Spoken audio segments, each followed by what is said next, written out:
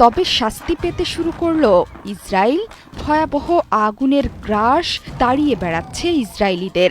দাবানলের আগুনে দিক বিদিক জ্ঞানশূন্য হয়ে এখান থেকে সেখানে ছুটে চলেছে ইসরায়েলিরা।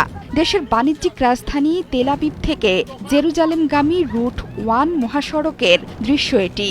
সেখানে ছড়িয়ে পড়েছে ভয়াবহ দাবানল। হঠাৎ আসা আগুনের ধাওয়ায় পালিয়ে বেড়াচ্ছে মানুষ।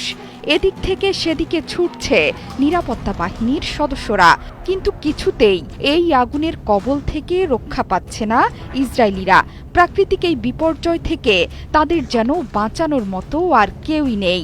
সড়কে অতর্কিত এই দাবানল চলে আসায় গাড়ি নিয়ে পালানোর চেষ্টা করছে ইসরায়েলিরা। স্মরণকালের ভয়াবহ আগুনে পুড়ে ছাই হচ্ছে ইসরায়েল। দেশের মধ্যাঞ্চল পেরিয়ে জেরুজালেমেও ছড়িয়ে পড়েছে আগুন। আগেই ভাবা হচ্ছিল মধ্যাঞ্চলের আগুন ছড়িয়ে পড়বে জেরুজালেমে, এবার সেটি সত্যি হলো। জেনেক্সে শিফট করো, লাইফকে লিফট করো। আন্তর্জাতিক গণমাধ্যম জানিয়েছে, ইসরায়েলের বেত শেমেশ শহরের কাছে ভয়াবহ দাবানলে গাছপালা পুড়ে ছাই হয়ে গেছে। আগুনের ভয়াবহতায় ওই এলাকায় মহাসড়ক থেকে লোকজনকে সরিয়ে নেওয়া হয়েছে।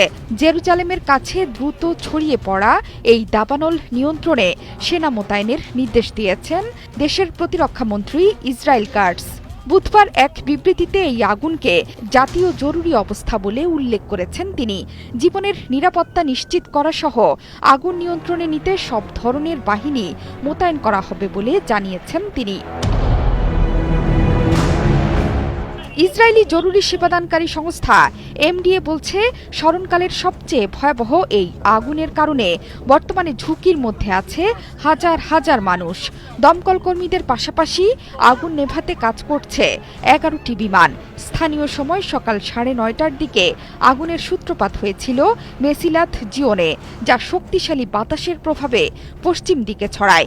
এরপর এটি পূর্ব দিকে যেতে থাকে। আজ সন্ধ্যা থেকে 90 থেকে 100 কিলোমিটার ঘণ্টায় বাতাস বইতে পারে বলে আশঙ্কা প্রকাশ করছে সংশ্লিষ্ট কর্তৃপক্ষ। এতে করে দাবানল পরিস্থিতি আরও খারাপ হবে বলে শঙ্কা রয়েছে। দাবানল পরিস্থিতি খারাপ হওয়ায় গ্রিস, সাইপ্রাস, ক্রোয়েশিয়া, ইতালি ও বুলগেরিয়ার সহায়তা চেয়েছে দখলদার ইসরায়েলের পররাষ্ট্র মন্ত্রণালয়।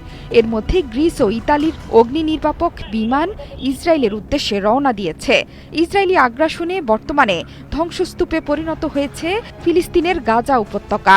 পশ্চিমাদের সহায়তায় সেখানে একের পর এক হামলায় মারা গেছেন হাজার হাজার নিরীহ ফিলিস্তিনি।